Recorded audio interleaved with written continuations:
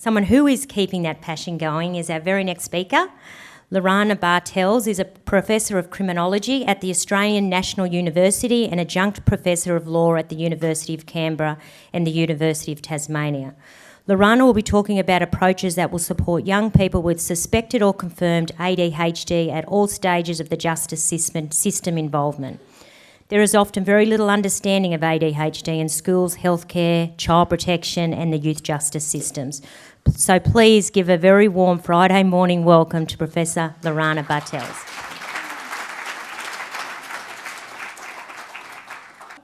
I'd like to start by paying my respects to the Bundjalung peoples on whose beautiful lands we are, and thanking them for sharing their beautiful land with us. And this is the land that I've been privileged to live on now for about 16, 17 years, Ngunnawal Ngambri country in Canberra. I know everyone has a bit of a go at Canberra, but it's actually an incredibly beautiful place and very special to live there. So who here knows a bit about ADHD? Okay, quite a few hands. So I kind of, more than some folk that I might be speaking to, some of this will be known to you. I often sort of start with this quote from a magistrate just north of here, it's a bit special in Queensland, of this bloke who said he had very little time for this ADHD nonsense. 20 years ago, it was just an annoying kid. And that was when sentencing a young person. Surprise, surprise, he's wrong. It's not just an annoying kid, although they can be a bit annoying. There are many myths and misunderstandings about what ADHD is. It's the most common neurodevelopmental disorder in children and adolescents. And people with ADHD account for about 5% of children and young people. In the Australian population, about 2.5% of adults. It's diagnosed under the DSM-5TR, for those who want to be technical about it. And you need to have symptoms in more than two or more settings. So home and school, home and work, school and, well, it's generally home is one of them, right? School, home and somewhere else, right? Before you're 12 years of age, and it needs to go on for more than 6 months. And out of sync with your developmental age. So obviously, no one expects a 2-year-old to sit still all the time, but if other 2-year-olds can sort of sit still and your 2-year-old can't habitually, that might be, a bit of a marker.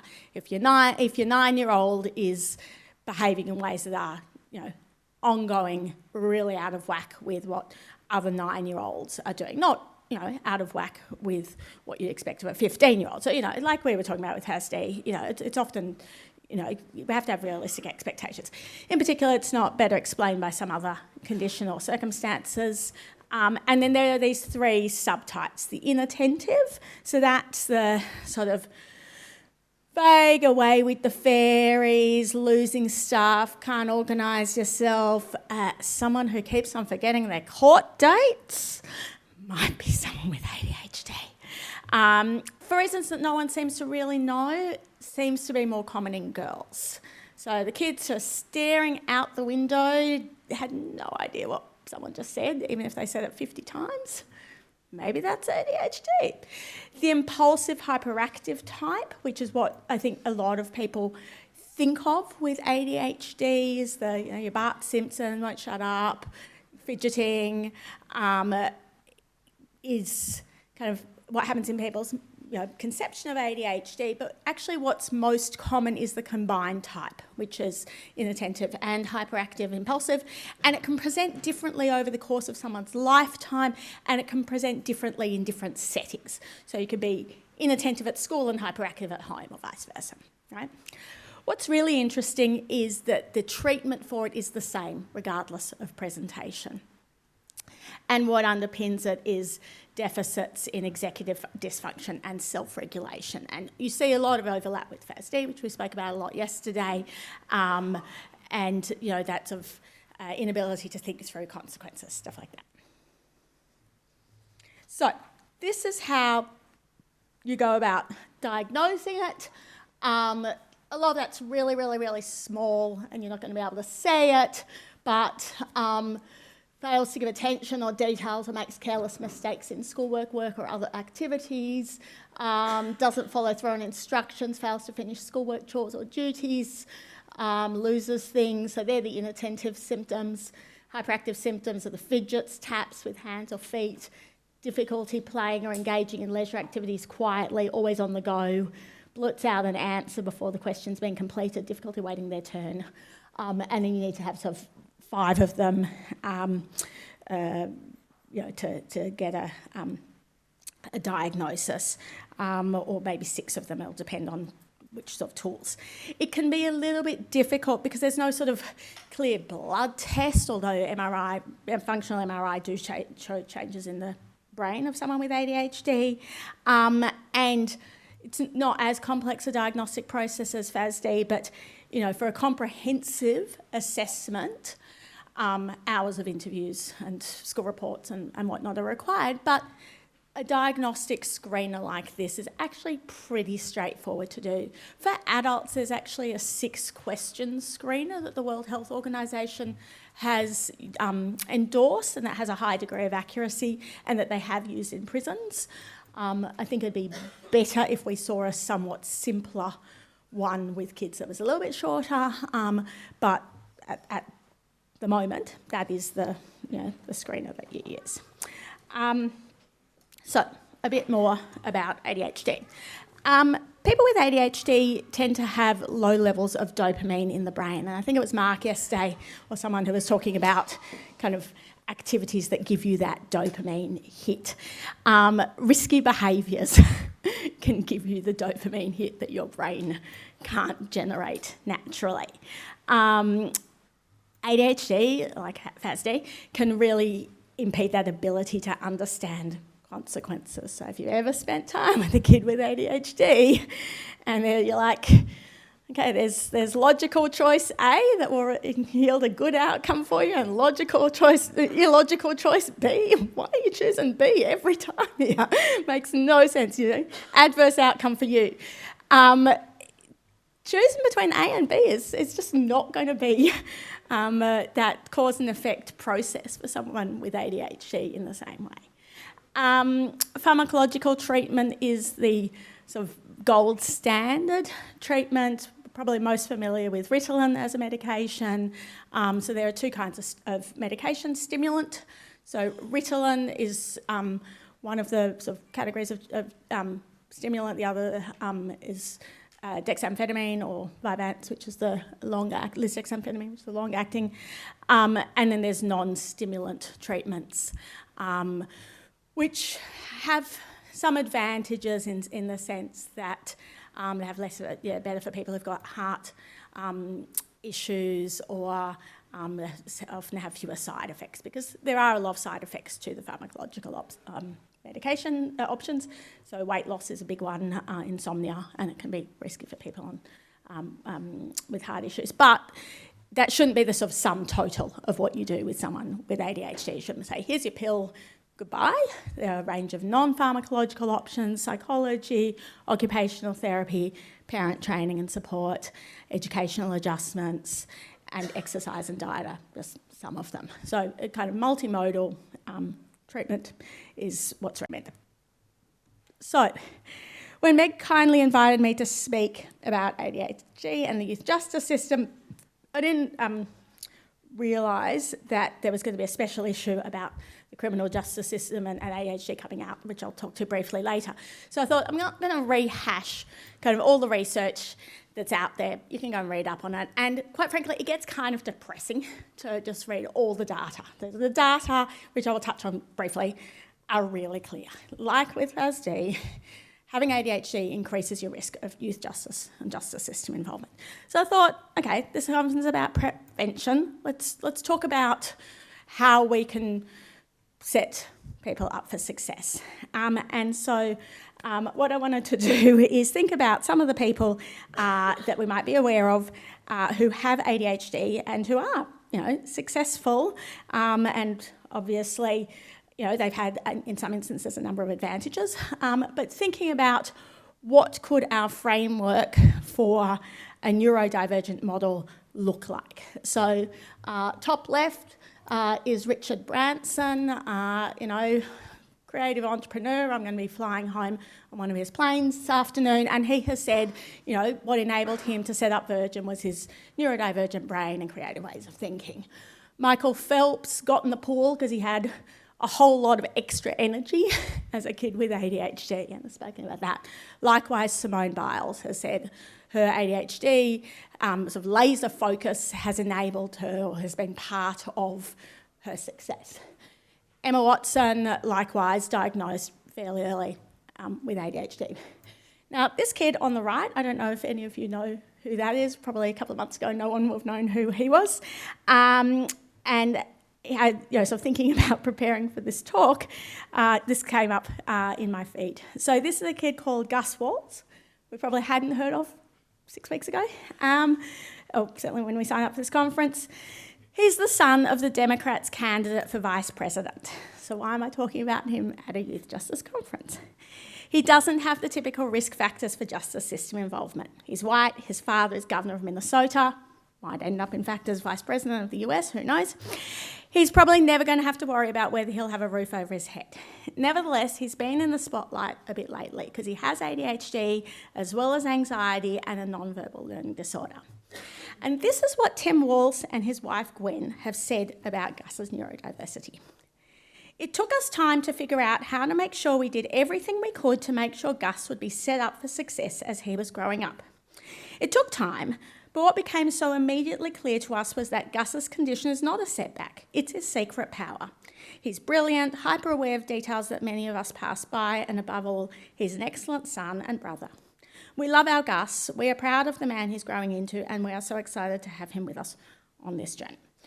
And yes, they're rich and powerful and white and all of that. But it got me thinking about how do we take inspiration from that and as a society do everything we can to set every kid up for success as they are trying to do with Gus. The other thing that I think is really interesting about the Walshes and how they've approached it is they're both school teachers. And what's perhaps less well known is that Gwen, Tim Walsh's wife, has been a long-time prison reform advocate, in particular in relation to education in prison. Side note, but perhaps relevant to their approach. So I thought that was a useful way of thinking about how do we move from our deficit model to, as a society, setting people with ADHD and autism and FASD and other issues up for success. So let's look at the current state of play. There have been a few really important developments in the ADHD world in the last few years. So in 2022, the ADHD guideline was released. This was approved by the National Health and Medical Research Council. It's a fairly big deal. And I've extracted here the recommendations that are most relevant to what we're interested in. So clinicians should be aware that these groups have an increased prevalence of ADHD. Kids in out-of-home care, kids and adolescents with a history of substance abuse, people of all ages with other neurodevelopmental disorders, including ASD and intellectual disability, people who are imprisoned. Recognise that can be underdiagnosed in girls and women. Now, interestingly, they say universal screening should not occur at a population level, okay? That the evidence does not support that. However, they could consider systematic screening for those high-risk groups, so out-of-home care and youth justice settings, for example. And should occur, so we're moving from should not, could to should, if the person does not respond to treatment for high-risk conditions as expected, and if they often have issues with these things, attending, forgetting appointments, show signs, restlessness, poor working conditions that aren't explained by other diagnoses. So in any setting where you're not seeing the sort of developments that you would expect consistent with age, they really should be looking at diagnosis because it is flying under the radar left, right and centre. And Screening should be established within the criminal justice system. So, there should be screeners upon intake at every step of the criminal justice system. So I had the asterisks because I was going to sort of have to say plus ADHD and FASD, whatever. Police, magistrates, custodial staff should receive ADHD awareness training, and that treatment should include pharmacological and non-pharmacological approaches. And can I just say, obtaining access to pharmacological treatment in custody is a minefield for many people. Some of you may be aware that there was an inquiry into youth justice in Tasmania, and one of the things that came to light was a young boy with ADHD who was forced into having sex with staff in order to receive his ADHD medication. I mean, this is an absolute travesty and just disgraceful. Tailored education should be available in prison and occupational programs. And of course, there should be resourcing to support this. The guideline also set out a range of recommendations in relation to Aboriginal and Torres Strait Islander people with ADHD or suspected ADHD, including the need for culturally appropriate questionnaires and a culturally appropriate assessment that's strengths-based and should involve input from parents, families, communities and elders, right? So that, it's always been developed as this very isolated individual thing.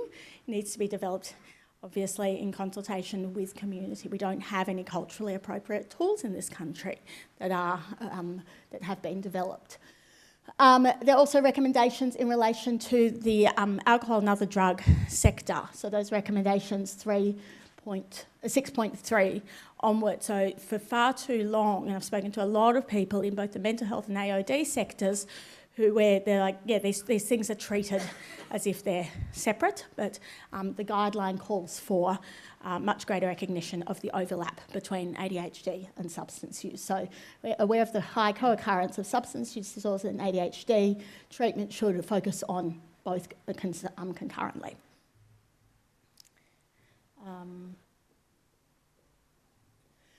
Also, again, this is just extraordinary. If you get a diagnosis for ADHD and a prescribed medication, and then you move across the border, you have to start over again. I know an Aboriginal woman who was diagnosed at 6, spent a lot of time in custody. She moved from one state to another. She had a court order telling her that she had to take her medication as prescribed, but because she couldn't actually find a psychiatrist willing to prescribe it. I mean, that's just an insane state of affairs, right? People with ADHD should have the same rights of access to the NDIS. You can't get access to the NDIS for ADHD. Real problem, okay? It's as disabling as ASD, but it's an exclusion. And reasonable adjustments for kids, or students of all ages, I should say, including university. I teach a lot of students at university and make adjustments for them. And that we need information about ADHD throughout the lifespan.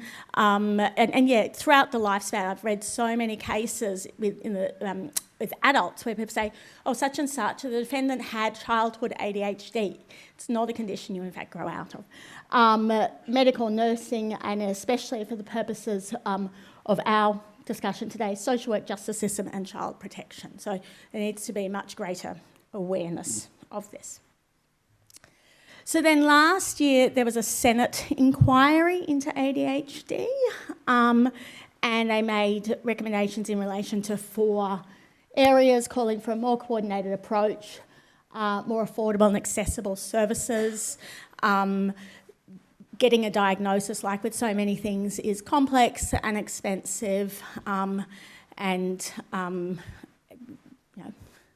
I think many people in this room know how difficult it is to navigate these systems, but especially, again, if you've got executive function issues, it becomes even more so. Better quality of care and, like with so many of these things, again, issues around awareness and stigma. Interestingly, or disappointingly, I should say, the inquiry didn't focus on the criminal justice system, despite submissions, including from me, in relation to that.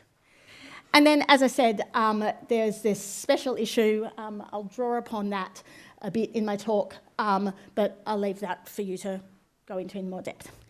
So people with ADHD, I want to whip through this because I want to present to you sort of some more happy stories. More likely to have accidents, more likely to be excluded from school, gamble, DFB, instances both perpetrators and victims. And in particular, people with ADHD are 4 times more likely to have a substance use disorder. They're more likely to make false confessions, and generally data say that people with ADHD account for about a quarter of prison populations have ADHD. There's also data showing that medication reduces the risk of reoffending. Okay, so here's what I really wanted to get to. I wanted to write a bunch of scenarios that, drawing on lived experiences of people I know, but also sort of envisaging what other outcomes might look like, what this could look like across the life cycle if we took a more neurodivergent affirming approach. So Becky's 4, she's the only child, so parents don't know what they're getting. Everyone calls her Tigger. She's funny, but she's also a bit emotionally dysregulated. She's always, interrupting and stuff. Her parents are very frazzled. One day, Becky's dad says, "I can't handle this anymore." And her carer, she reckons that Becky might have ADHD, but that's not her job. She loves Becky, and she doesn't want her parents to struggle so much. So Soraya then teaches Becky's parents some of the techniques that they've been using in the childcare centre that the parents can use at home. And Becky's parents start saying things become a bit smoother at home. Simplistic, yes, but childcare workers would be some of those early people who would have an opportunity to develop techniques and work with parents on things like movement breaks, adapting expectations. They use a lot of games and positive reinforcement over punishment. Teach emotional regulation, give simple instructions, again, a lot of overlap with the FASD stuff. Visual reminders, structured activities, healthy diet, exercise. And then obviously, where necessary, you might need to have referrals to occupational therapists, psychiatry, paediatric psychology, speech therapists, whatever. But, those early educators will be able to see if there's some things going on. That might be an opportunity for really early intervention in those 2, 3, 4 years, right? Now we're at primary school. Jaden's actually been diagnosed with ADHD already and autism. He's a handful in the classroom. He throws chairs. His classmates are all pretty scared of him. And the whole class is falling behind. In fact, his teacher's gone on stress leave. She can't handle it anymore. There's a new teacher who's arrived, Fergus, and he's come up with a really creative idea. So they rotate, and one day each month, a kid gets their project day with Jaden as their study buddy. And at the end of that day, Jaden and each kid present to the class. So they get days where they spend time on rockets and dinosaurs and flowers and whatever. And Fergus is using that time to teach Jaden about maths and reading and social skills. Jaden's disruptive behaviours go down. In fact, the teacher who told me about this said it went down by 90%. And the kids really look forward to their project day, and they see Jaden as a friend, not a threat. So, this is from a national survey of Australian teachers. The teachers really said that 87% of educators said they weren't adequately taught to recognise symptoms of ADHD during their teacher education. 45% said they have knowledge and understanding necessary, but 87% said they have students in the class who are formally diagnosed, and 93% said they benefit from receiving further professional training. This is a massive issue for teachers, and they need more support. Okay, it's not about me having a go at teachers at all. So there are resources out there on how to support kids with ADHD. The other night before the conference, I had dinner with a colleague who's up here who's a teacher, and she said it is really hard when you've got a bunch of kids in a classroom like this, and I get that. I'm not a classroom teacher, but we need to do better to support teachers in this environment. Adopt a positive growth mindset rather than labelling and stigmatising those behaviours. Labelling theory for criminology, is real, right? And also working on those non-academic skills, organisational skills, social skills. Recognise that some negative behaviours, they might be red flags for kids who haven't been diagnosed yet. And where possible, collaborate with other supports. Then we have Tegan. She's living in resi care, got a bit of a trauma history there. She's moved school. Teachers know that she's away with the fairies. She's had a bad day at her new school. She pushes one of the resi care workers, Sam. She kicks a hole in the wall. Now, Sam's meant to call the police, but she's seen kids like this before. So she sits down with Tegan, co-regulates with her till she can calm down. They go and get the materials to fix the hole in the wall. They go get a punching bag for Tegan, and she has an outlet for her emotions. Tegan learns how to manage her emotions, and they stay in touch. Sam becomes that lighthouse figure for her, which is really important. So data show that 50% of kids, so-called crossover kids, who are both in both youth justice and care and protection systems, and often the first contact is something like a kicked hole in the wall, have ADHD, right?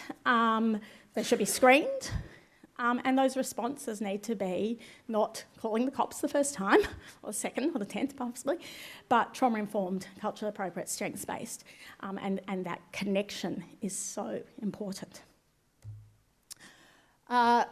Booty is 15, he's on the streets, he hasn't been going to school, and one time when the cops pull him over, they get one of the aunties who's a liaison officer to ask him some questions.